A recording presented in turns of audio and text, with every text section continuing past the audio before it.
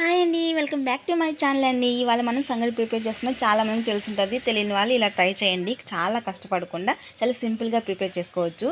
ఇప్పుడు కుక్కర్లో ఒక 2 గ్లాసెస్ అయితే నేను ఆ గ్లాస్తో 2 గ్లాసెస్ తీసుకున్నాను. నీట్గా వాష్ చేసేసుకోండి. వీటికి రేషన్ బియ్యం అయితే చాలా పర్ఫెక్ట్గా ఉంటుంది. ఇప్పుడు ఇందులోనే నేను 2 గ్లాసు రైస్కి 8 గ్లాసెస్ అయితే వాటర్ పోసుకున్నాను. ఎందుకంటే అది రైస్ మనకు బాగా ఉడకాలి కదా. ఇలా బాగా మనకు విజిల్ పెట్టేస్తే ఒక 2 విజిల్స్ పెట్టి బాగా ఉడికిపోతుంది మెత్తగా, రేషన్ బియ్యమే కాబట్టి.